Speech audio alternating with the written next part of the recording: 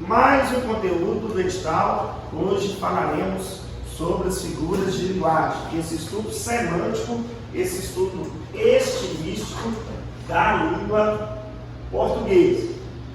Primeira coisa, nós temos que compreender como se dá o estudo das figuras de linguagem. Por que ele é um estudo semântico? Porque as palavras, as frases, a transmissão da informação, elas fogem do convencional. O que é isso? Ela foge do literal, do denotativo. Você fala assim: seus olhos são bonitos. Nós temos uma comunicação denotativa, em que a mensagem ela é transmitida sem uma expressividade, sem uma galhardia, sem uma preocupação na construção das palavras para impactar o receptor. Nós vamos pegar a mesma frase e falo: seus olhos são rubis. Seus olhos são bonitos, mas eu falo: os seus olhos são rubis. Quando eu falo seus olhos são rubis, eu estou utilizando uma semântica, um sentido na transmissão da mensagem.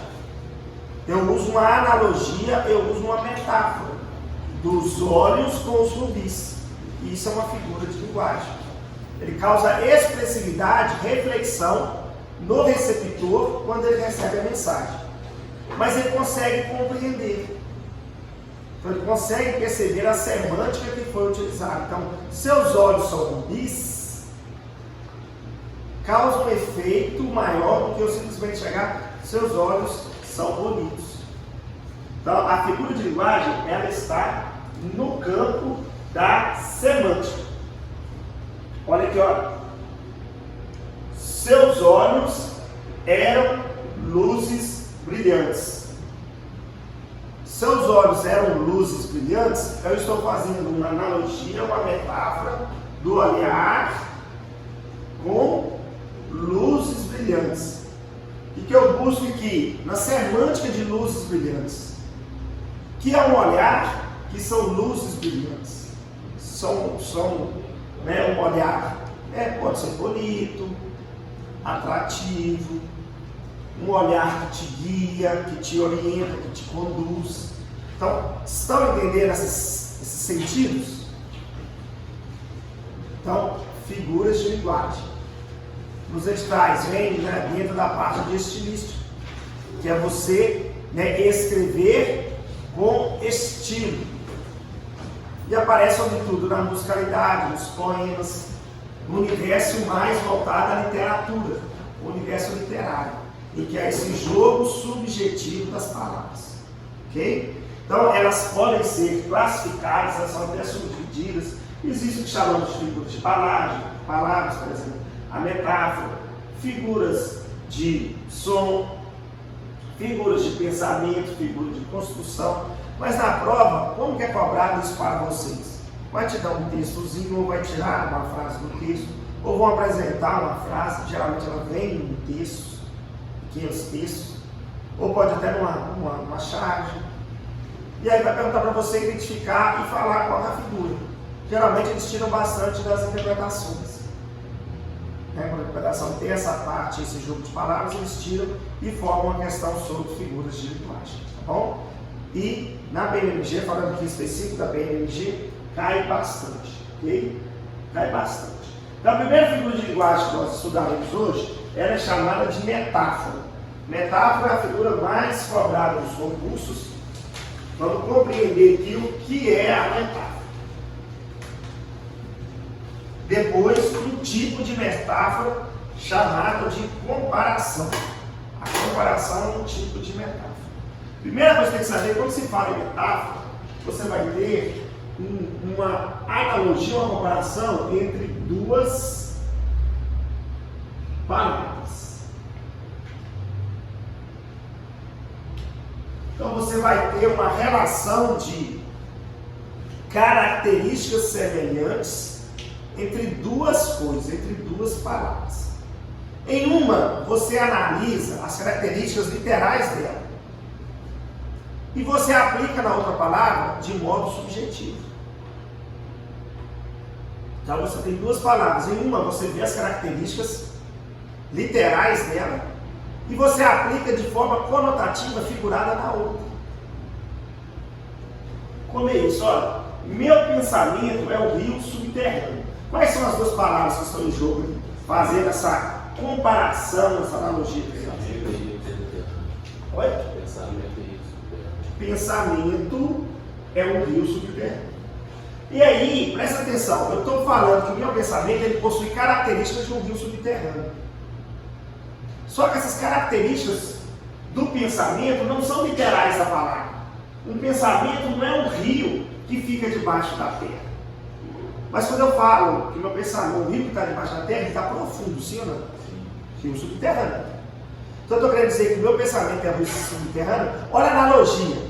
Peguei a característica literal do rio subterrâneo, que é profundidade, e apliquei de forma o quê? Conotativa, subjetiva ao pensamento. Então meu pensamento tem analogia, né? Ele é profundo como o rio subterrâneo é. Metáfora. Djavan falou assim: amar é um deserto e seus temores. Amar, no sentido literal, você vai encontrar alguma coisa relacionada, né, a deserto e seus temores, mas o que ele quis dizer? Ele quis fazer uma analogia de sensação. Qual que é a sensação de estar em um deserto que eu posso aplicar no amor? Estar no deserto, qual que é a semântica de estar no deserto? Solidão, agonia, medo, incerteza, 12 km de frio. 12. Agora os ingleses. Chegou. Aqui é melhor. Tá voando.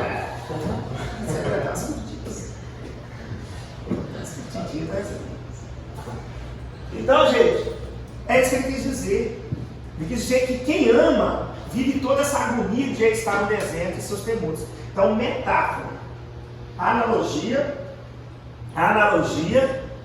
entre dois termos. Um, você pega do ponto literal, que é, você falou, né? A sensação de estar no deserto e seus temores. E no outro você aplica de forma o quê? De forma conotativa, figurativa. Entendeu? É uma figura chamada figura de palavra, que há duas palavras que se relacionam em características. Só tem características figuradas. Olha lá, você luz, raio, estrela e luar, manhã de sol, meu iaiá, meu. Canta isso mesmo? Canta isso. Van? Sei lá, antigo. Gente, quando eu falo você é luz, é raio, é estrela e luar, metáfora. Estou comparando a pessoa a ser luz, raio, estrela e luar. Mas isso, gente, não é no sentido literal. Você não é um raio, né? Você não é estrela, você não é a luz no sentido literal. Mas quando eu falo que você é luz, o que a luz faz? A luz ilumina, a luz abre caminho, a luz é um norte. Você é isso, Pai. Metáfora. Eu tiro da luz, né, da estrela, não é? A estrela guia, o luar, aquela beleza do luar, você é tudo isso, Pai. Então eu fiz uma analogia, características literais da lua, da estrela, do raio, e apliquei de forma figurativa a uma pessoa. Figura de estilo. É diferente de falar, né? Você me guia. Então você é luz, a luz que me guia. Olha como que isso é expressivo, é uma comunicação expressiva, é uma comunicação poética. E não se esqueça que o espetáculo sempre vai ter duas palavras que farão essa relação de analogia. Características que você tira de uma figuradas e aplica na outra, tira de uma literal e aplica na outra de modo figurado. Ela não é luz no sentido literal. Uma pessoa não pode ser raio. Você raio está no céu. E raio nem é pessoa, mas de forma figurativa. Olha lá. Ó, quanto me pesa este coração que é de pedra. O coração é pedra, gente? Pedra? Não, pedra. Torrão que você pega e manda em alguém, aquilo é pedra. Mas quando eu falo que o coração é pedra, tá vendo que você sempre tem dois termos? Coração é pedra. Eu estou querendo dizer o quê? Qual que é a característica da pedra? A pedra é dura, ela é sem sentimento, ela é morta, ela é rígida. Isso tudo eu aplico figurativamente a quem eu me refiro. E ele entende isso. Por mais que seja um sentido conotativo, quando você transmite informação, ela impacta. Seu coração é de pedra. Ele entende o que você está falando. Ele entende a semântica do que você está querendo transmitir. Essa analogia, essa comparação implícita, esse jogo de palavras existente na metáfora. Ok? Então, a metáfora, guarde isso. Figura de linguagem que mais cai em concurso, vestibulares, é quando você tem dois termos e faz essa relação analógica ou de semelhança figurativa entre elas. Ok? Tranquilo? Aí nós temos, né, o que você falou aí, um tipo de metáfora. Qual é o tipo de metáfora que nós temos? Comparação. E aí, o que você anota aí? Deve ter comparação, eu explico para vocês aí, ó. Anota aí como. O material é um material de estudo complementar. Mas fiquem com essa explicação, gente, que é uma linguagem bem simples. Olha lá, comparação. Presta atenção na palavra. Olha ali. Como. Comparação, o que você vai lembrar aí? Olha lá. Como. Como é uma conjunção comparativa. A comparação diferencia da metáfora apenas pela existência de um conector, de uma conjunção. A comparação é um tipo de metáfora. Só que, na metáfora, essa comparação ela é oculta, ela é implícita, ela é analógica. Na comparação ela é evidente, ela é clara, ela vem com o conector, conectando esses dois elementos. Simples. Viu conector, comparação, não viu metáfora. Ok? Olha lá. Seus olhos são luzes brilhantes? Metáfora. Agora, seus olhos são como luzes brilhantes? Comparação. Os soldados são formigas. Metáfora. Os soldados são como formigas? Comparação. Entendeu? Olha essa música, né? A vida vem em ondas como o mar, um infinito. Gente, hoje é um dia de musicalidade. As figuras de linguagem, elas povoam a musicalidade, né? Lulu Santos, né? Como uma onda do mar. Como uma onda do mar. Olha, a vida vem em ondas como o mar. A vida é como o mar. Comparação. Elemento coesivo. Metáfora explícita. Conector. Ok? Legal? Tudo bem. Dúvida, gente? Metáfora e comparação são figuras muito importantes, hein? Metonímia. A gente tem até, né, a metonímia e um outro tipo aí, né? De metonímia chamado de sinédoque. Vou explicar a diferença entre as duas. Galera, a metonímia, ela lembra muito bastante a metáfora. Por quê? Porque ela há uma relação entre duas palavras. Só que geralmente na metonímia, o que ela tem? Nós temos uma substituição de termos. Então, você lembra de substituição.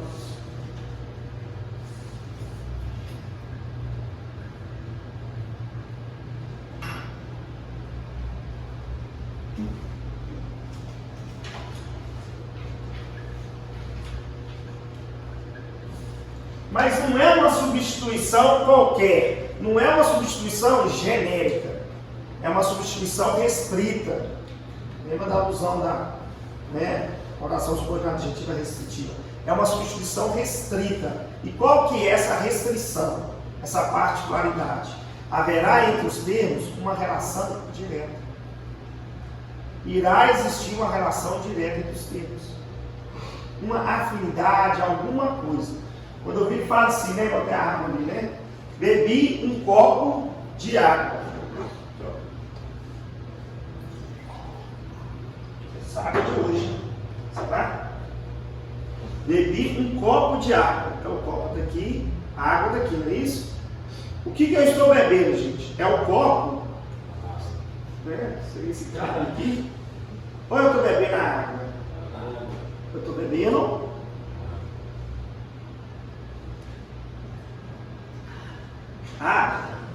não é água. Mas eu falei que eu estou bebendo um copo.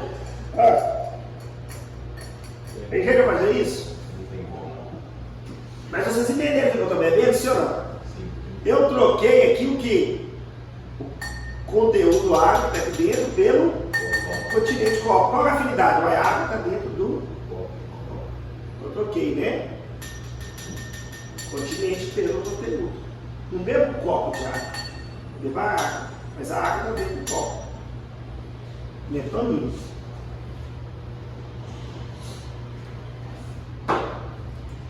Quando eu falo, olha, gosto de ler Machado de Assis. Vocês gostam de ler Machado de Assis. Mas vocês não estão lendo Machado de Assis, vocês estão lendo a obra. Qual que é a obra? Memórias Póstumas de Brás Cubas. Mas quem é o autor de Memórias Póstumas de Brás Cubas? Então você achou a afinidade.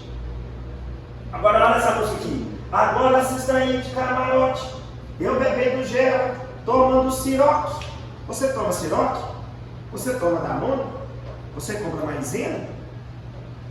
São tudo marcas. Você compra e consome. Você compra Bombril? São tudo marcas. Você toma vodka suíça. Marca suíça. Mas quem produz a vodka? Suíça. A empresa. Você toma Danone, Todd. Acho que tá. Então, na metonina, gente, haverá essa substituição, mas existindo entre termos uma relação direta. Não esqueça. Haverá uma relação direta. Se. Não te afastes da cruz.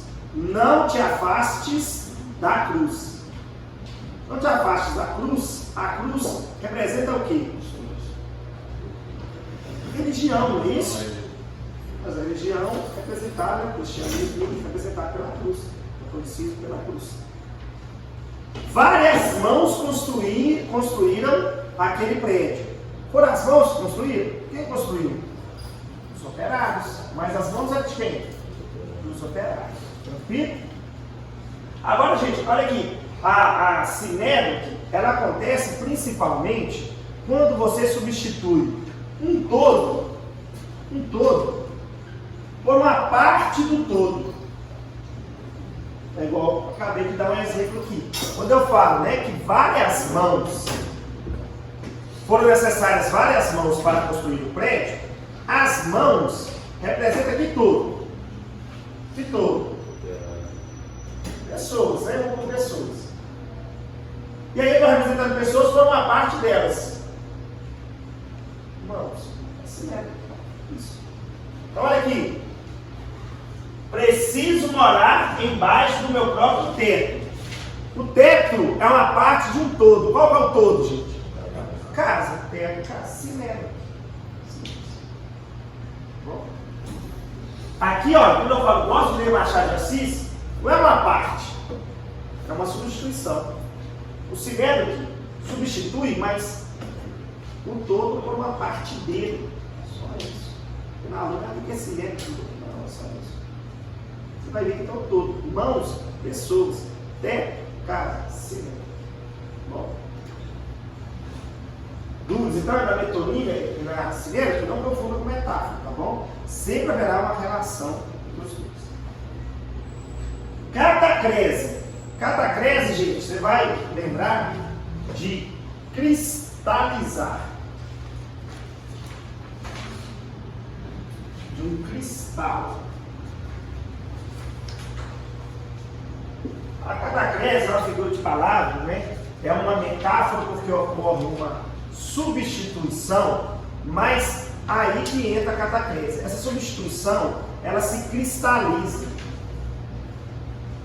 Pelo seu uso, ou por não haver outra palavra para colocar no lugar, ela passa a ser própria daquele termo que você está fazendo referência. Então, ela se torna um cristal, ela cristalizou. E esse cristal é tão forte que às vezes você não encontra nenhuma outra palavra para colocar no lugar. Nós temos o verbo embarcar. Quem embarca, embarca onde, gente? Embarcar. Embarca no... Embarcar, barco. Barco, embarquei. Mas quando a gente vai, né, andar de avião, eles chamam a gente para o setor de embarque. Mas chega lá, é um avião, não é um barco.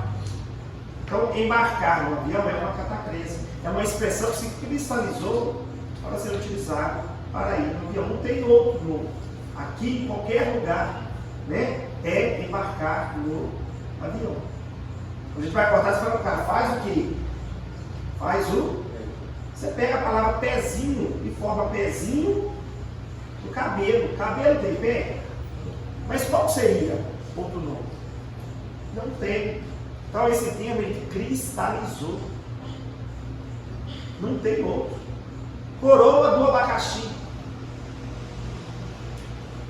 Asa da xícara, maçã do rosto, braço da cadeira, batata da perna, pé da mesa, coroa do abacaxi, pé da trave. Quem fala? A bola bateu na base da trave. Alguém fala isso? Não, bateu o pé da trave. Então, catacrese são essas expressões que você toma emprestado, né? Tem, ó, asa tem outro significado, maçã, braço, batata. Mas quando você fala braço da cadeira,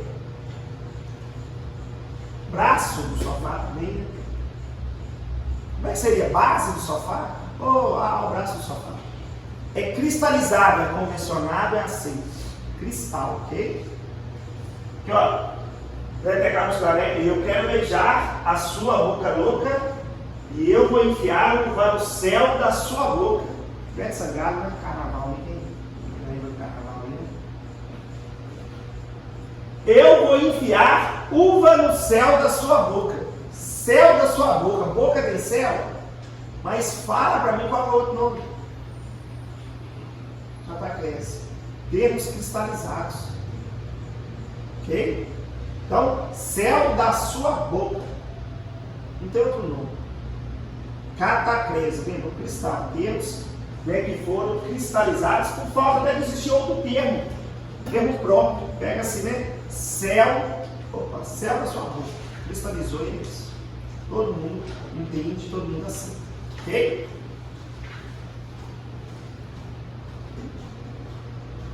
Sinestesia. Sinestesia, você vai lembrar de anestesia, ok? Então, sinestesia, você vai lembrar de quê?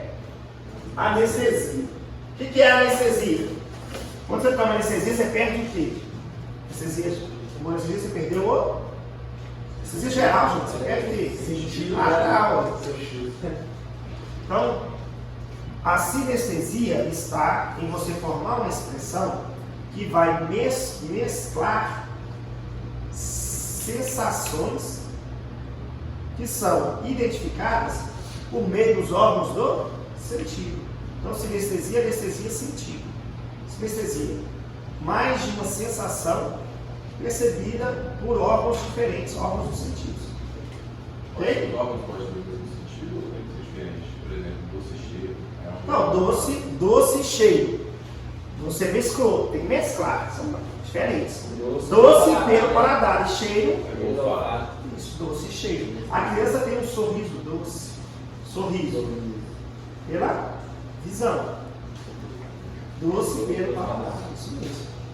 O silêncio negro denunciava o crime.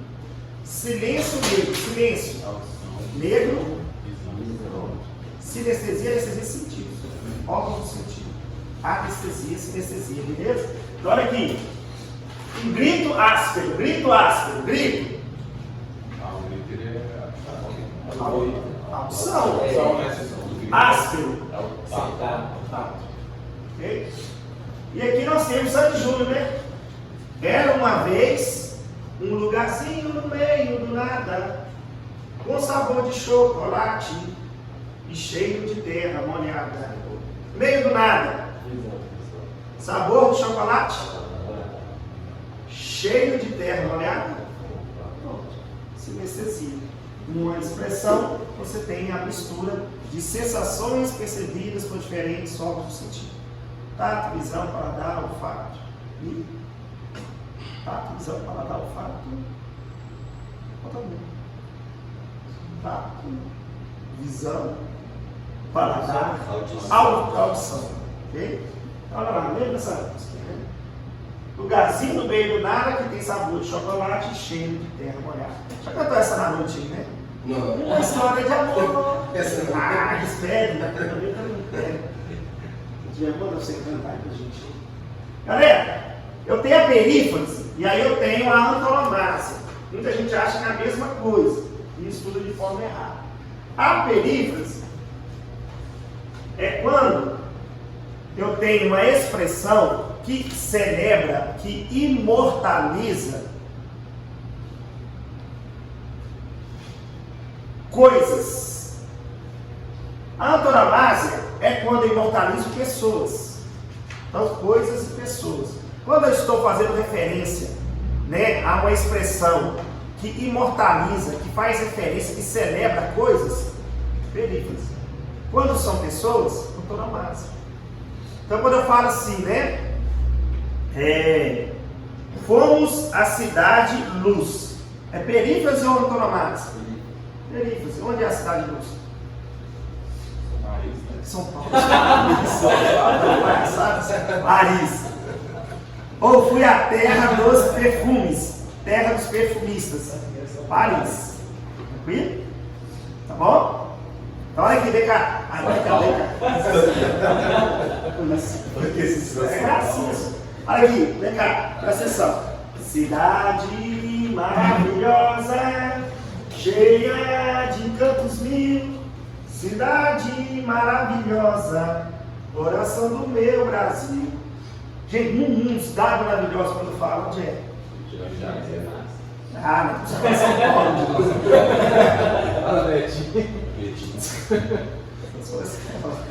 São antigas, né? Ou ironia, né? Estão usando a ironia. Cidade maravilhosa, gente. Rio de Janeiro é uma delícia. Agora, quando eu falo, né? O divino mestre passou a vida praticando bem. O divino mestre, Jesus Cristo. Aí eu tenho a antonomásia. O poeta dos escravos morreu muito jovem. O poeta dos escravos, né? Olha lá o romantismo. Lembra? Terceira geração do romantismo. O poeta dos escravos, né? Que escreveu O Navio Negreiro, Luís Poeta dos Escravos, defendia a escravidão, Castro. Defendia o fim da escravidão. Defendia o fim da escravidão, Castro Alves, ok? Então, o poeta dos escravos morreu muito jovem. O poeta da vida compôs lindas canções, né? Noel Rosa. Então, gente, ela cobra um pouquinho, tá, jovem? De conhecimento de mundo. Então, tem que ter um conhecimento. Tranquilo?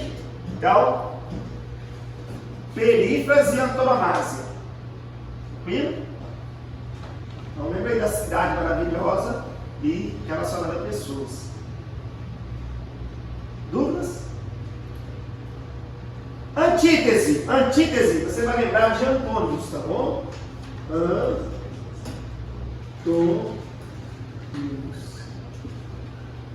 São antônimos, são palavras que se opõem. A antítese, gente, ela vai diferenciar do paradoxo. O que você vai guardar aí na antítese? Antítese você vai lembrar de antônimos. Antítese é um jogo de palavras que se opõem. Palavras. Ok? Já o paradoxo já entra no campo semântico. Vamos pegar a primeira antítese. Então, olha, dois termos, duas palavras que se opõem entre si. Ok? O mito é o nada que é tudo. Então tem duas palavras que se opõem. Nada e tudo. O corpo é grande e a alma é pequena. Quando o muro separa, uma ponte une. Então muro separa, ponte une. Separar e unir. Ok? A ideia que Vitor e Léo, né? Você não conhece, né? Sou teu ego, tua alma, sou teu céu, o teu inferno, a tua calma, eu sou teu tudo, sou teu nada, minha pequena, és minha amada. Então olha aqui, sou teu céu, o teu inferno, a tua calma, céu, inferno. Ok? Então, antítese, antônimos, palavras que se opõem. Ok? Aí eu tenho a antítese, antônimos, dois termos que se opõem, duas palavras que se contradizem. Antítese. Por que você tem que focar na antítese? Porque aí nós temos um tipo de antítese, uma variação da antítese, chamada de paradoxo. Que é o paradoxo, gente. No paradoxo, nós temos uma proposição que se anula. Ela se anula porque ela é considerada, né, ideias ou uma sequência de antíteses que leva ao absurdo. É uma informação que se anula porque ela não tem coerência. Ela está no campo semântico. O paradoxo está no campo semântico. Não está num jogo simples de duas palavras. Está no campo do entendimento do que está transmitindo para você, não se condiz com nada. Ok? Então tem que diferenciar isso. Paradoxo, campo semântico. Antítese, jogo de palavras. Olha lá. O funcionário afirmou que o operário que mais trabalha tem mais. O funcionário afirmou que o operário que mais trabalha mais tem dificuldades econômicas. Quanto mais trabalha, mais dificuldade econômica tem. Está vendo que é uma ideia absurda? O que mais trabalha tem mais dificuldade? Ao contrário, né? Financeiro. Estou cego e vejo. Arranco os olhos e vejo. É um absurdo isso. Né? Saudades do que a gente não viveu. Neymar Júnior, lembra do Neymar, aquele caso polêmico da vida dele lá. Saudades do que a gente não viveu. Raimundo, né? Camões também, né? O amor é fogo que arde sem se ver. Um fogo que arde sem se ver. Já sentiu isso? Uma ferida que dói e não se sente. É um contentamento descontente. É uma dor que desatina sem doer. Dor que desatina sem doer. Fogo que arde sem se ver. Está contente e descontente. Mas a ideia do que você está trazendo. Olha, o amor é fogo que arde sem se ver. Não tem duas palavras que se contradizem. O amor é fogo que arde sem se ver. Que mostra duas palavras que se opõem. A ideia é que é absurda. A ideia é que se contradiz. É isso. Entendeu? Entendeu? Mas é uma sequência, né? Vamos ver, o amor é fogo que arde sem se ver. É ferida que dói e não se sente. É estar contente e descontente. É dor que desatina sem doer. A ideia do que você fala, ela é absurda. Entendeu? É ferida que dói e não se sente. Só tem dano. Entendeu? Então olha aqui, olha lá. É o resultado da união de ideias contraditórias. Só está no campo semântico. Ele é mais profundo. É o ápice, né? É a elevação máxima da antítese. Ao ponto de falar, esse cara está maluco. Como? Olha, saudades do que a gente não viveu ainda. Como? Saudades do que você nem viveu. Coisa absurda. E aí temos a caça Éder, né? Se lembra quando a gente chegou um dia a acreditar que tudo era para sempre, sem saber que o para sempre sempre acaba. Bom, se não é para sempre, sempre acaba. Tudo não era para sempre, como que o para sempre sempre acaba?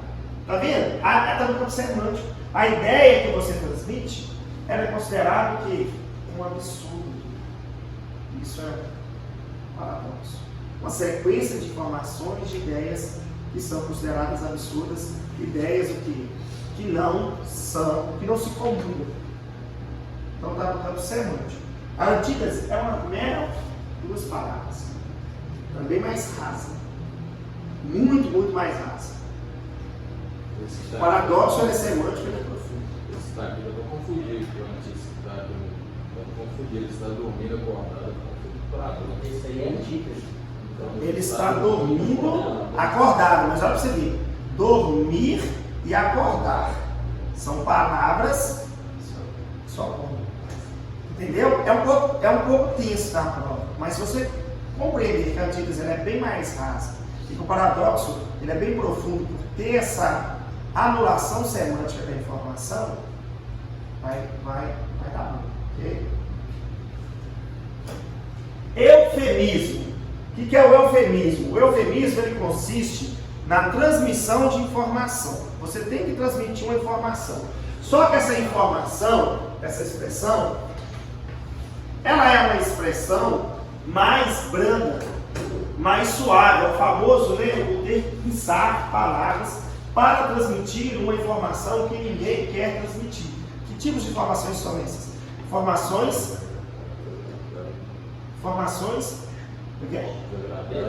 desagradáveis, né? Notícias terríveis, né? Às vezes uma tragédia, e que você tem que, às vezes, chegar para uma criança e falar que o pai, a mãe dela morreu, o seu pai morreu, né? A gente usa, o papai agora está lá morando no céu, virou uma estrelinha,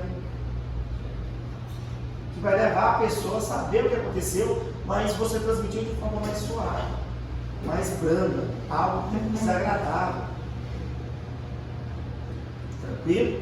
Olha lá. Depois de muito sofrimento, entregou a alma ao Senhor. Todo mundo sabe o que aconteceu. Você falar que estava no CPI. Então. O prefeito ficou rico por meios ilícitos. É agressivo falar, você roubou. Fernando faltou com a verdade. Mentiu. Então, deve ser para as mulheres, né? Eu gosto de falar, né? Você é mentirosa, né? Você não chama de mentirosa? Não, você faltou com a verdade. Mais suave. Vai dar menos estresse. Uma vez, olha pra cá pensando, eu faltei com a verdade, será mesmo? Não é? Você não mentiu, você faltou com a verdade. Gente, acha que pra mim a semântica do eufemismo dessa música de Michel Teló, o jeito é dar uma fugida com você, o jeito é dar uma fugida com você. Se você quer saber o que vai acontecer, primeiro a gente foge, depois a gente vê. E aí? Qual que é a situação que ele está abrandando ali? Tá ligado? O povo que arde. Ele quer dar uma fugida com você. É o povo que arde sem se ver. São Paulo. Primeiro de outubro. Dar uma fugida com você, gente, é uma semântica de traição, sim ou não? Traição, né? Vamos ter que fugir daqui, depois a gente foge, depois a gente vê. Um eufemismo, né? Então vamos dar só uma fugidinha. Tá bom? Eufemismo, ok? Ironia, figura das mulheres. Hoje não temos mulheres, não podemos falar abertamente. Figura das mulheres. As mulheres olham outra simplesmente no olhar. Elas te olham, aquele olhar doce que não é doce, né? Então, que ele vai que não vai, né? Não, pode ir jogar bola, pode ir, vai lá. Você olha e fala, você está sendo de novo. A ironia, gente, você tem que tomar muito cuidado, porque para construir uma ironia, para não ter um efeito contrário, porque ela parte de uma contextualização. Ok?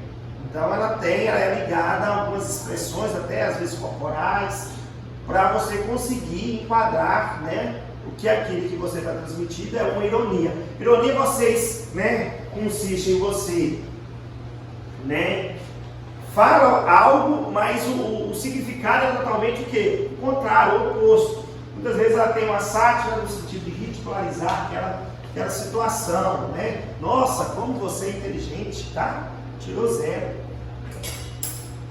Ironia. Então, falei algo que você é inteligente, mas você sabe que você não é. Ok? Então, olha lá. Como você foi bem na última prova, não tirou nem a nota mínima. Parece um anjinho aquele menino. Briga com todos que estão por perto. Ele é um anjinho? Ironia. Ok? Então lembra, figura de linguagem das mulheres. Então coloca ironia igual mulher. Ok? Então, Ironia, ok? Você fala uma coisa, mas nada. Bom? Ok? E temos essa música aqui, né? Zezé de Camargo e Luciano. Mentes tão bem que parece verdade o que você me fala. Vou acreditando. Mentes tão bem que até chego a imaginar que não quer me enganar, que me ama de verdade. Mentes tão bem. Você está sendo enganado, gente? Não. Mentes tão bem, vou acreditando que parece verdade. Então não tem esse contexto. Ele fala que está sendo enganado, mas na verdade ele não está sendo. Então a ironia. Está sendo nossa mente tão bem que tudo até parece verdade. E louco. Só que ela tem, né? No momento que você apresenta, uma contextualização para atingir o seu objetivo. Tranquilo? Então, ironia, você fala uma coisa, mas né, quer dizer totalmente o contrário. Sim. Hipérbole. Hipérbole, você coloca assim, olha, hiper, tá vendo o hiper aqui, ó? Super, enorme. Enorme o quê? Exagero intencional com o objetivo de enfatizar uma ideia. Então, o exagero existente na hipérbole, hiper, super, mega, enorme, exagero intencional, com a finalidade de realçar, de enfatizar uma ideia. Então, na hipérbole, gente, o exagero ele é intencional, porque você quer realçar a sua informação. Ok? Olha lá. Faria isso milhões de vezes se fosse preciso. Você tem como fazer algo milhões de vezes? Sim. Por exemplo, vou pegar aí, né? Para ser policial, faria o concurso milhões de vezes. Tem como você fazer o concurso milhões de vezes? Não. Você nem vai viver, né? Para fazer milhões de vezes. Mas você que está querendo transmitir uma ideia. Qual é a ideia? Que você é uma pessoa que esforçada, persistente, né? Isso é o seu objetivo, a sua meta, o seu sonho. E pergunta: rios te correrão dos olhos se chorares. Tem como? Rio? Mas está dizendo que a pessoa que chora muito. A pessoa chorou. E a Raul Seixas diz, né? Eu nasci há 10 mil anos atrás. E não tem nada neste mundo que eu não saiba demais. Tem como nascer há 10 mil anos atrás? É exagero, mas ele quer falar o quê? Que é uma pessoa experiente. Então, na hipérbole é o exagero intencional. Ok? E aí, o melhor exemplo de hipérbole que nós temos, essa canção, Por Você, eu acho, do Barão Vermelho. Olha lá. Por você, conseguiria até ficar alegre. Por você, pintaria todo o céu de vermelho. Gente, olha isso? Tem como fazer isso? É um exagero ou não? Eu teria mais herdeiros que um coelho. Tem como? Olha o exagero. Eu aceitaria a vida como ela é. Viajaria a prazo para o inferno. Eu tomaria banho gelado no inverno. Eu mudaria até o meu nome. Eu viveria em greve de fome. E olha aqui. Desejaria todo dia a mesma mulher. Já é ironia, né? Barão Vermelho. Tá vendo ali, gente? A sequência de ironias. A sequência de hipérbole. Vamos falar assim, né? Por você eu bebo mais de canudinho. Então o canudinho bebe. Exagero. Mas está enfatizando que faz o que pela pessoa é capaz de fazer, né?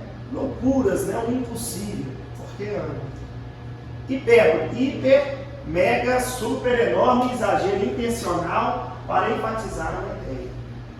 Beleza? Fechou?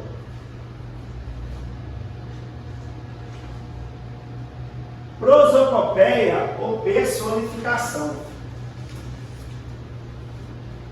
Prosopopeia, também chamado de personificação. Galera, a prosopopeia, recebe esse nome aqui, olha, você vai ficar com isso aqui, olha, personificar. O que é personificar? É tornar-se pessoa, bom, ou ter características, condutas, atributos de pessoas, né? Personificar pessoas. Então, é uma figura de linguagem na qual você atribui características animadas a seres não animados. O que é isso? É você atribuir a quem não tem coração, coração. Pronto. Tem coração, tem vida, tem atividade humana. Não é isso? Qualquer coisa animal tem coração, vai ouvir. É isso? Sim. A ser que não tem. Né? Tem uma música que fala assim, né? Choram as rosas, porque eu já sei que te perdi. Imagine você, uma noite, no luar, andando por um belo jardim. Em determinado momento, você se depara com uma flor chorando. Você, nesse dia, não estava bem. Estava sob o efeito, talvez até de um alucinógeno. Você já viu uma flor chorar? Alguém, no sentido literal, já se deparou com a flor chorando em um belo jardim? Flores não choram. Seres que têm coração choram. Uma prosopopeia ou uma personificação. As pedras andam vagarosamente. Só lá no Frozen, né? Tem aquelas pedrinhas lá que andam. Pedras não andam, que andam. Animais andam, pessoas andam. As pedras andam vagarosamente. A floresta gesticulava nervosamente diante da serra. Floresta gesticulava. O vento fazia promessas suaves a quem o escutasse. O vento fazia promessas suaves. Quem faz promessas? Quem tem coração? Chora, violão. Ok? Olha lá. Amanheci sozinho na cama vazia. Você já tocou, né, Fábio? Canta ali pra gente, Fábio. Só voz é bem melhor, pô. Eu tô vacilando aqui, ó. Eu tô na sala, pô. Fala, vai aí pra gente. Só uma palhinha, só uma palhinha. Só ali, ó. Vamos lá. Tá vendo cantor tímido? Isso não existe. Cantor tímido não existe. Amanheci sozinho, na cama com vazio, meu coração que se foi, sem dizer se voltava depois, sofrimento meu. Nossa, o que é isso, Fábio? Não vou aguentar. Primeiro artista hoje tá Não é cachaça, não, você tá a bandida, a marvada, você tá mexendo com isso? Coração com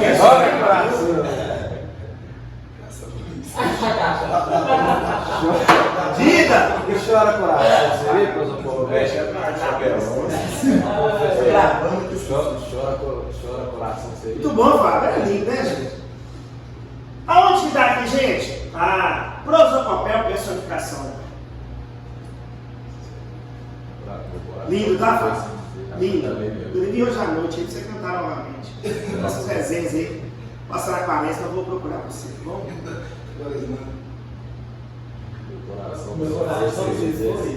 Meu coração que se foi, né? Sem dizer que se voltava depois. Gente, coração dizer que voltava depois. Chora coração, seria também. Chora coração, isso mesmo. São coisas de quem tem coração, né? Coisas humanas. Nós temos a prosopopeia, também chamada de personificação. Lindo, tá, Fábio? Muito bom, hein? Só acho que você tá louco. Eu mexer com esse mundo aí, mas mexer com concurso, tudo bem. Galera, a apóstrofe, nós vimos lá no estudo dos da Bíblia, lembra? Eu falei com vocês dela? Apóstrofe, também chamado de invocação, é um vocativo, galera. O vocativo agora ser analisado não lá na sintaxe. O vocativo ser analisado agora na estilística. Lá, o vocativo é o termo sem função sintática, lembra? Por isso a Bíblia é obrigatória. Ele não relaciona com a oração. É um substantivo que você só identifica. É o único termo sem função sintática. Então, o vocativo lá na sintaxe, na estilística, como é que ele é chamado? Apóstrofe. Já disse, não falando apóstolo. Não, é outra coisa. É apóstrofe. Também chamado de vocação. Você chama. Lembra? Vocativo você chama, né? Chama, Fábio. Chama. Então, olha, moça, que fazes aí parada? Pai nosso, que estais no céu. Liberdade, liberdade. Chamei. Sei que você já não quer. Aí você quer qual? Tá na Júlia, né? Sei que você já não quer o meu amor. Sei que você já não gosta de mim. Eu sei que eu não sou quem você sempre sonhou. Mas vou reconquistar o seu amor todo pra mim. Aí vem, né? Já foi doido lá pulando, né? Ana Júlia, chamando. Ana Júlia, Júlia, Júlia. Cheio emocionado, Infelizmente, mas eu tô aqui, né? Eu não entendo é ele. O que ele tá fazendo? Eu vi. Mas em alguns momentos eu já cantei, você viu o palco, já cantei, já. Tá bem doido. Que isso, tava em cachaça. Se tivesse Márcio Júnior aqui, conhece, né? Márcio Júnior? Vai fazer Márcio Júnior e Zé Filhinho. Acho que eu falo. Já branqueia logo. Um momento da minha vida. Então, Ana Júlia. Ô, Ana Júlia. Apóstrofe, não é apóstolo, invocação, vocativo. Invocar, chamar. Ok? Chama. Chama o vocativo. Gradação. Nós também vimos que é uma das regras do uso da vírgula. Lembra? Quando os termos estão dispostos em gradação. Vimos até que entre o último e o penúltimo, se eu colocar a conjunção I, eu não uso vírgula. Lembram disso, né? A gradação, então, é você apresentar suas ideias por meio de palavras em uma ordem ascendente, quando a informação intensifica, nós temos, essa ascendência, e nós temos quando a informação está o quê? Ela está caindo. Tem essa ordem descendente. Ascendente ou descendente. Gradação. Então, olha lá, havia o céu, havia a terra, muita gente, mas Joana com seus olhos claros e brincalhões. Então, olha lá, havia o céu, olha como é que foi cair, o céu, a terra, muita gente e Joana. Gradação. Vive só para mim, só para a minha vida, só para o meu amor. Está vendo a ordem que está sendo apresentada? O trigo nasceu, cresceu, espigou, amadureceu, colheu. Ok? E a gente tem essa música aqui, né? E o meu jardim da vida ressecou, morreu, do pé que brotou Maria, nem Margarida nasceu. Então, olha lá, o meu jardim da vida ressecou, morreu. Vendo a sequência? Secou, morreu. Do pé que brotou Maria, nem Margarida nasceu. Okay? Então, jardim da vida ressecou, morreu. Ok? Flor de Lis, né? De Javan, né? Interpretado aí, diversos cantores. Galera, entendeu o que é gradação? Essas ideias apresentadas em ordem. Elipse, nós também vimos lá que é uma das regras do uso da vírgula, no Zeugma, lembra? Lembra uma das regras do uso da vírgula? No Zeugma. Quando você tem a omissão de um termo que apareceu anteriormente, naquele lugar. né, que ele deveria aparecer, você coloca a vírgula, ok? Gente, vamos diferenciar a elipse do zêgoma. O zêgoma é um tipo de elipse. A diferença está, na elipse, ocorre só a omissão de um termo que não aparece, mas você o identifica na alma da frase. Olha que lindo. Você lê e percebe que tem algo ali que não é corpóreo, visível, mas está ali. Então está na alma da frase. O zêgoma, esse termo, ele apareceu em forma de palavra anteriormente. E aí onde ocorre o zêgoma, eu coloco a vírgula. Não esqueça disso. É uma das regras do uso da vírgula. Olha lá, tenho 2 filhas. Quem tenho, gente? Tenho 2 filhas. Eu.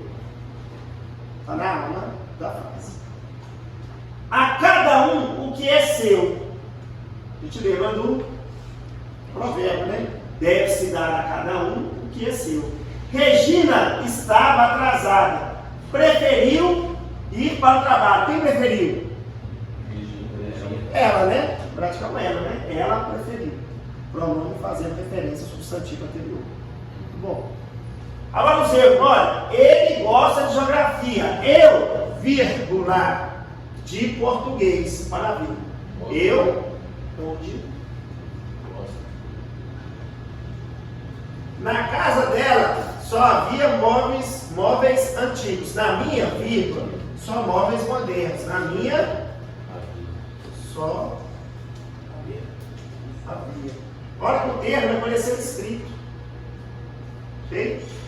Ela gosta de natação. Eu, de vôlei. No céu há estrelas. Na terra, você. Muito bom. Zêgoma. Fez o zêgoma é que o termo apareceu antes. Na elipse não. Ele só não aparece. Ok? Então o zêgoma é um tipo de elipse. Função de um termo que apareceu escrito anteriormente na frase. Tá bom? Parabéns, hein, Fábio? Foi ali hoje à noite. Auxiliar nas aulas. Vê se você consegue, não? Vem fazer um auxílio aí pra mim. Você brilhou. Galera, essa aqui é a figura de linguagem mais chatinha que o candidato tem mais dificuldade na hora da prova. E aqui comigo vocês não terão essa dificuldade. Eu não posso permitir algo assim. Presta atenção. A tal figura da silepse. Silepse é uma concordância. Nós vimos recentemente. Concordância entre 2 termos, sim ou não? Não é? Concordar entre 2 termos. Só o que acontece na silepse? Que é a diferença estilar da concordância verbal ou da concordância nominal. Lá nós tínhamos os termos em que nós fizemos a análise da concordância. Lembra? Os 2 termos apareciam. Lembra lá a concordância nominal, gênero e número? Um adjetivo para 2 substantivos, os termos estavam aparecendo. Você só tinha que analisar, sim ou não? Aí que vem a construção da expressividade da silepse. Lembra que a figura de linguagem, as figuras de linguagem, elas têm uma expressividade na construção? A concordância da silepse, ela não se dá com um termo que aparece. Ela se dá com um termo que está na alma da frase. Então a concordância não é com o termo que está escrito, mas com um termo que não aparece, mas facilmente identificado. Então a concordância que se dá de forma implícita e não com o termo que está explícito. Essa é a dificuldade. Lembra da concordância que nós temos, né, nominal, de gênero e número? Na verbal tem a concordância de número e pessoa? Eu tenho 3 variações de silepse. Eu tenho silepse de gênero, de número e de pessoa. Silepse de gênero, a gente lembra a concordância nominal. Quais são os gêneros? São 2. Masculino e feminino. Número também são 2, singular e de pessoa. Eu lembro das 3 pessoas gramaticais. Quais são as 3 pessoas gramaticais? Isso.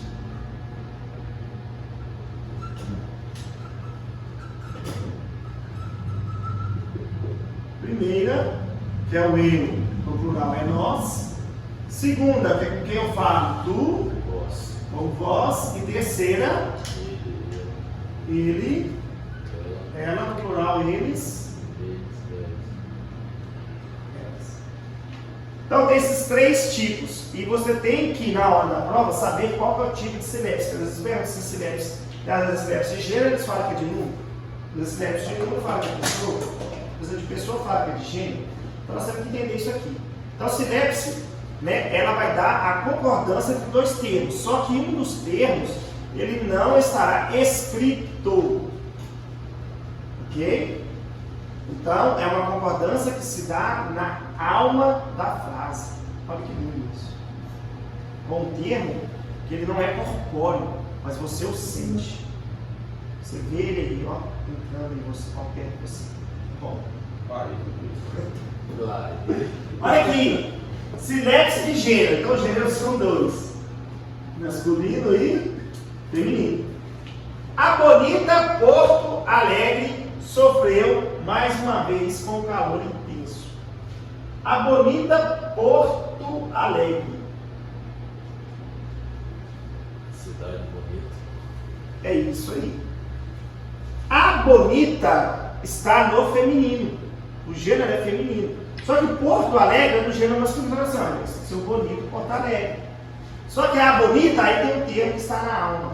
Cidade. A bonita cidade. A cidade é bonita. É uma concordância com isso. Entenderam?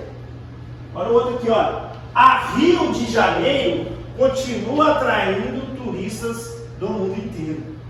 Cidade. A Rio de Janeiro é a Cidade. cidade do Rio de Janeiro. Vossa Excelência está preocupado. Preocupado é qual gênero? Está concordando com o gênero masculino em que o pronome de tratamento faz referência. Você sabe que Vossa Excelência ali é um homem e que não é uma mulher. Vossa Excelência está preocupado. Sinépse de gênero. Você concorda em gênero com o termo que está na alma da frase que não aparece. Ok? Sinépse de número. Números são 2 também, né? Quando eu falo em número, eu tenho o singular e tenho o plural.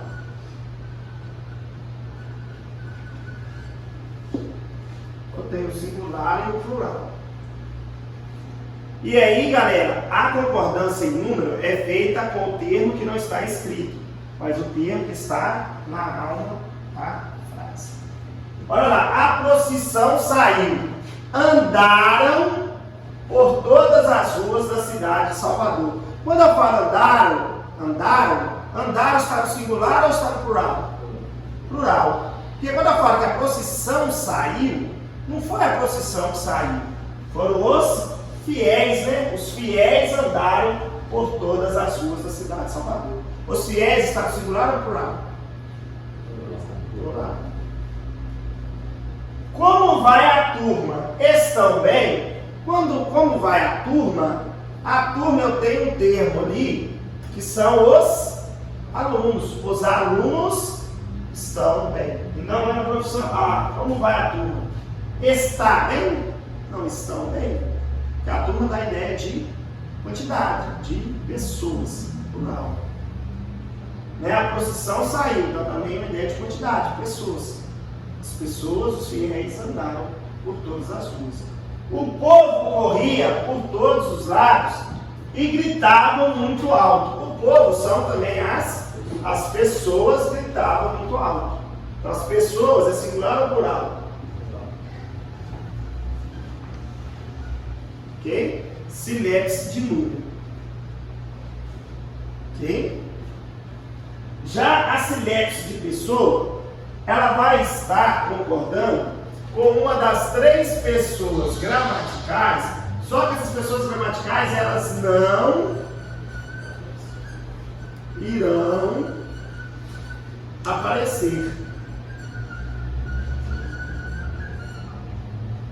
Quando eu falo assim, olha, o que não compreendo é como os brasileiros persistamos em aceitar essa situação. Quando eu falo persistamos, quem persistamos?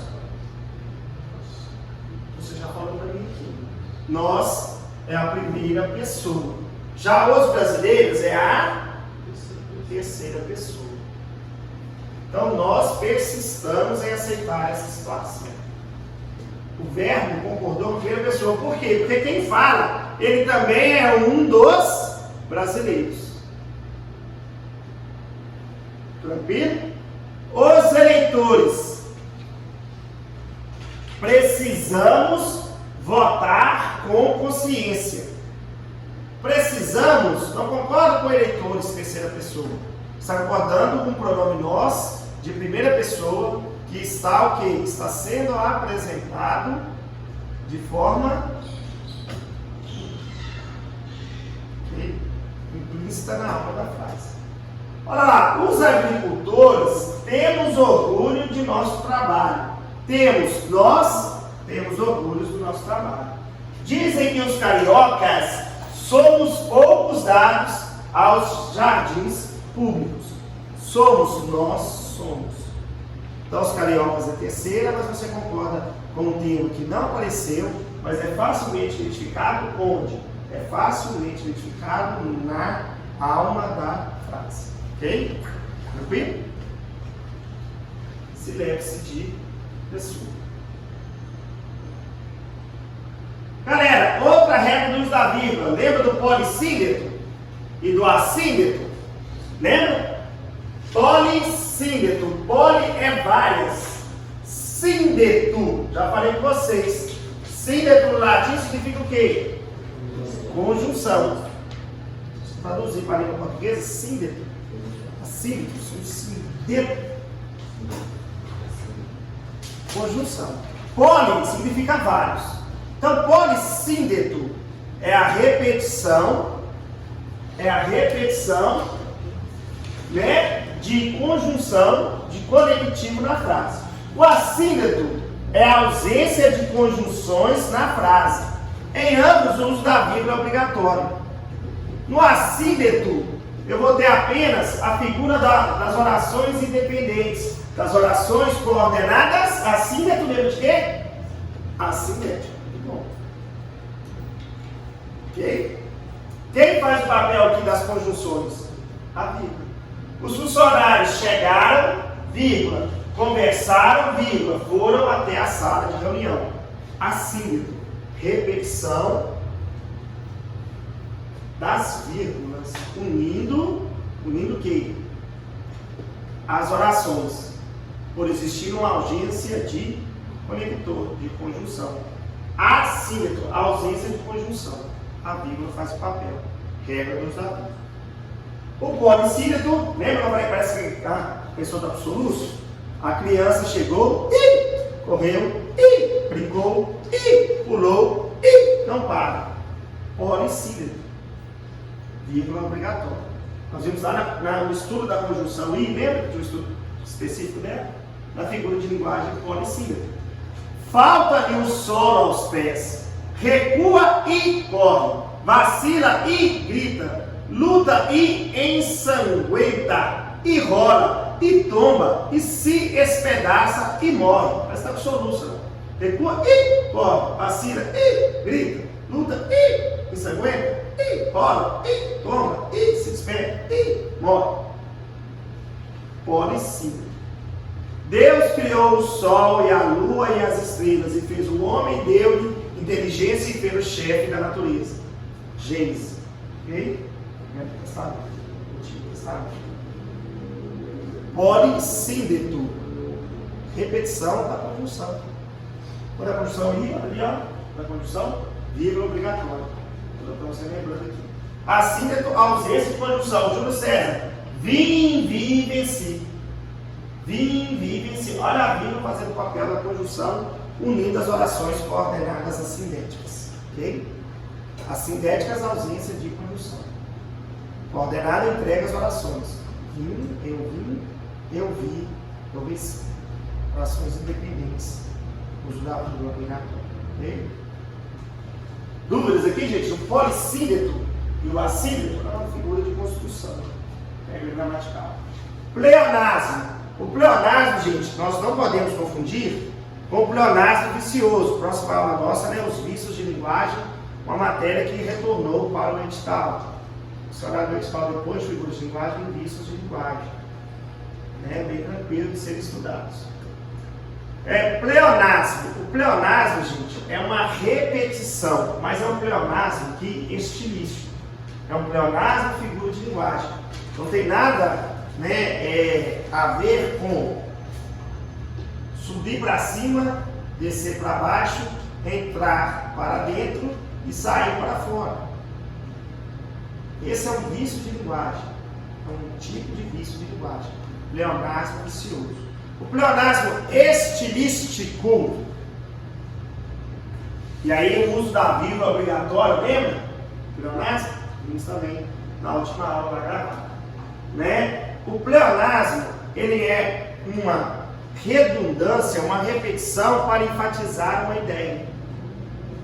Ok? E olha aqui, gente, olha. Falei com vocês lá no uso da vírgula, a mesma frase, né? Ó mar salgado, quanto do teu sal são lágrimas de Portugal. Então aqui eu tenho uma repetição para enfatizar. Vi claramente visto o lume vivo. Vi claramente visto.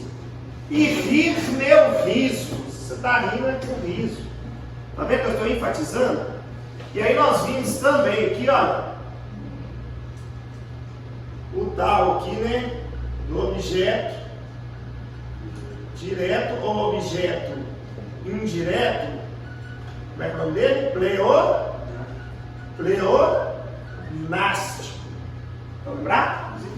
Fizemos até, uma resolução de questões que eu expliquei da prova da PMG. É quando tem um objeto, a repetição do objeto direto para enfatizar. Olha lá, o problema da violência é necessário resolvê-lo logo. O lo aqui é o que representa o problema da violência.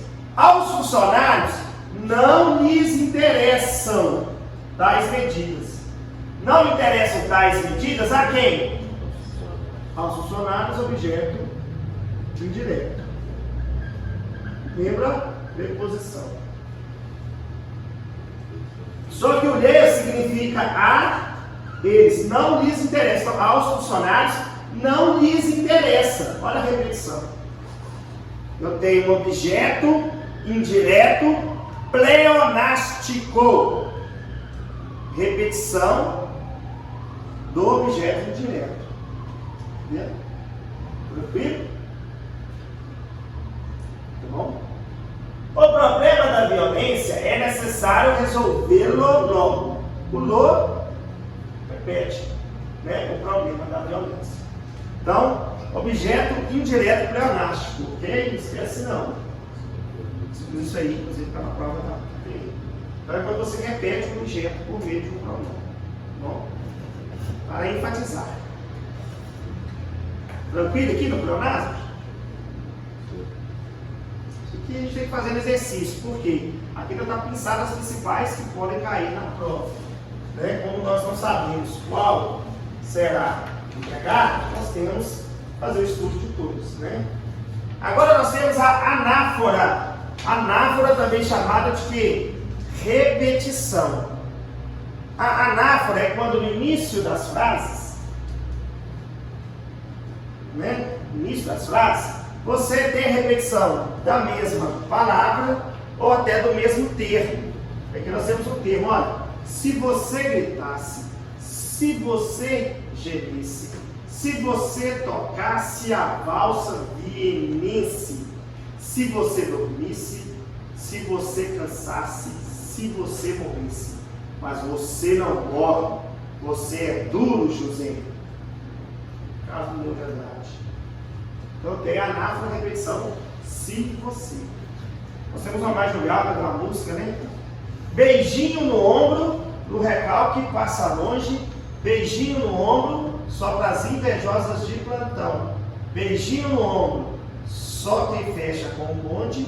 Beijinho no ombro para quem tem disposição. Valesca a Popozuda. Não é? Não é esse nome dela? Valesca Popozuda, não é? Beijinho no ombro, beijinho no ombro, beijinho no ombro. Olha a repetição de termos. Anáfora. Ok? Encontrei um amigo ontem. Ele disse-me que te conhecia. Então nós temos a repetição. Ele, amigo. Então, galera, anáfora, repetição do termo do frase. Lembra do beijinho no ombro. Ok? Já dançou muito beijinho no ombro aí? Vamos falar a verdade. Como é que é essa? Vamos fazer. Já dançou? Mas muito forte, né? Não é? Isso aí tá fora, né? Anacoluto. Vimos lá uma das ervas dos da vírgula. Lembra? Nós na vírgula sempre buscando. Então vamos buscar aqui agora fazer o inverso, né? Lá nós buscamos a figura de linguagem que a gente busca, né? O reestudo do uso da vírgula. Anacoluto. Eu chamei, né, de anacolouco. Que é quando você inicia a frase, mas não dá sequência naquele termo. Né? Os termos que vão aparecendo não se conectam, não tem semântica, não tem coerência com o início da frase. Você começa uma coisa, você já colocou. Você começa uma coisa e já vai falando de outra. O uso da vírgula é obrigatório, ok? Olha lá, esses alunos da escola, não se pode duvidar deles. Tá vendo? Você vai falar, olha, esses alunos da escola, não se pode duvidar deles. Ô Alexandre, as coisas não estão indo muito bem. A velha hipocrisia, recordo-me dela como vergonha. Anacoluto. Apresentação de termos que não se conectam. Por isso, por não existir coerência, função sintática entre eles, não confunda com vocativo. O uso da vírgula é obrigatório. Por quê? Porque eles não se conectam. Por isso anacolou, coisa de louco. Começa a falar uma coisa e não dá sequência naquilo que você está falando. Tá? Quebra a função sintática ali dos termos. Ok? Anacoluto. Agora nós temos o hipérbato, também chamado de inversão. Em alguns casos a gente usa vírgula ali, vimos também. Hipérbato, não confunda com hipérbole. Na hipérbole nós temos o que? Nós temos o exagero intencional. No hipérbato,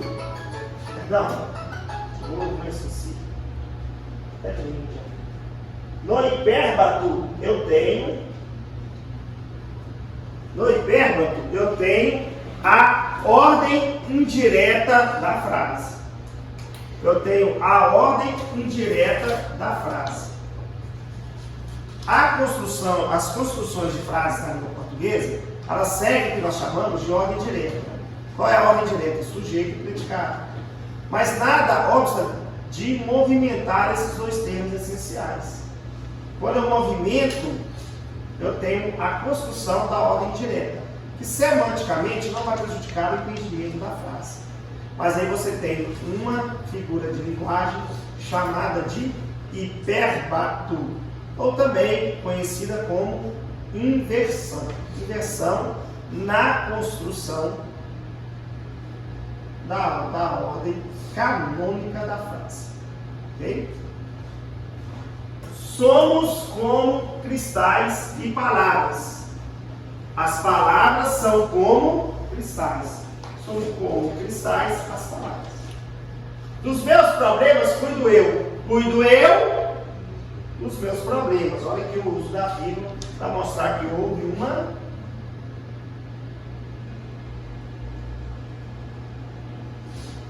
inversão na construção da frase. Hipérbato. Inversão. Ok? Lembra do uso da vírgula. Na ordem direta seria: eu cuido dos meus problemas. Quem cuida? Eu. Quem cuida cuida de algo. De quê? Dos meus problemas. Os meus problemas é o objeto indireto. Comecei a frase pelo objeto indireto. Dos meus problemas, vírgulas. Eu cuido eu, né? Em cuido eu, gente, também tem cuido eu também tem uma inversão. Mas lembra que entre o sujeito e o verbo eu não uso vírgula, mesmo se tiver invertido. Isso aqui não tem vírgula. Olha, cuido, vírgula, eu. Por exemplo, cuido eu de você. Não posso colocar vírgula. Porque mesmo na inversão, entre o sujeito e o predicado, não pode ter vírgula. Okay? Agora aqui embaixo teve, porque eu estou separando o quê? Não é o sujeito e o predicado, tá vendo? É o complemento verbal. Aí eu posso colocar. Dos meus problemas, vírgulas, cuido eu. Ou eu cuido dos meus problemas, ordem direta. Então a movimentação dos termos ali, eles construíram uma ordem indireta nas frases. Ok? Bom. Aliteração. Coloca aí, gente. Trava-línguas. Aliteração. Trava-línguas. A figura dos trava-línguas. A aliteração, gente, consiste na repetição de consoantes. A assonância, repetição de vogais, sons vocálicos, sons que têm vogais. Então, a aliteração, repetição de consoantes. A assonância, repetição de sons vocálicos. Ok? Olha lá, 3 pratos de trigo para 3 tigres tristes. Eu tenho a repetição da consoante T. Fala bem rapidão isso aqui para mim. Repetição da consoante. Fala outra aí para nós. São Paulo. Vamos lá. Vozes veradas. Veludosas. Vozes veradas. Veludosas. Não, veludosos. Vou tentar. Vozes veladas, veludosas vozes. Volúpias dos vilões, vozes veladas, vagos dos velhos, fortíssimos, velozes dos ventos, vivas vãs, vulcanizadas. Repetição da consoante V. A alteração trava-língua. Um ninho de mafagafo tem 3 mafagafinhos. Quem conseguir mafagafar os 3 mafagafinhos, vão mafagafinho. Vou mafagador será. Ok? Repetição. Ok? Consoante I. Assonância. Assonância vai ser a repetição, né? São figuras de sons, pronúncia, fone. Vai ser a repetição de quê? De sons vocálicos idênticos. Ou seja, sons de vogais. Assonância. Sou um mulato, nato, no sentido lato. Mulato democrático do litoral. Olha o órgão. Vogal, ó. Assonância e aliteração. Aliteração, trava-línguas, consoantes, assonância, trava-língua mais vogais. Ok? Sim, figura de som, né? Figura de som. Questão de fonética, de sons. Muito bom. E para finalizar, gente, para a gente encerrar isso, dando as principais figuras de linguagem na aula de hoje, nós temos a onomatopeia. Que é a onomatopeia? É você tentar, tentativa, tá bom? Precisa ser igual. A tentativa, por meio da escrita, da reprodução de certos sons da realidade. Funciona como? Você escreve e você lembra do som. Novamente, você escreve e lembra do som. Ok? Reprodução de certos sons da realidade, mas por meio da escrita. Os sinos fazem blém, blém, blém, blém. Blém, blém, blém, blém. Você lembra do blém, blém, blém, blém, você lembra do batente do sino. Miau, miau, você lembra de que som? O gato. Tic-tac, tic-tac. Relógio. Cocó. Cocorococó. É o galo. Tanto faz. Então, na onomatopeia, gente, onomatopeia sem acento, hein? Lembra? Paroxítono de todo aberto é, chegando aí, nosso estudo, né, de acentuação gráfica. Onomatopeia, reprodução de certos sons da realidade por meio da escrita. Ok? Você escreve mesmo. E aí nós temos aí, né, a parte da música do Sabotagem. Tic-tac, o tempo vai passando e a gente aqui sentado no banquinho conversando. Tic-tac, o tempo vai passando e a gente aqui sentado no banquinho conversando. Isso é uma figura de linguagem. Tic-tac, tic-tac, tic-tac. Muito bom. Galera, figuras de linguagem. Matéria muito importante nos concursos, carreiras policiais e especificamente falando da prova da PM, um edital onde você tem 20 questões, acredito que vai aparecer para vocês, né, uma questão sobre figuras de linguagem, ok? Então vamos para o nosso intervalo, voltaremos e faremos questões revisionais, mais questões de concurso público sobre figuras de linguagem, ok? Até lá!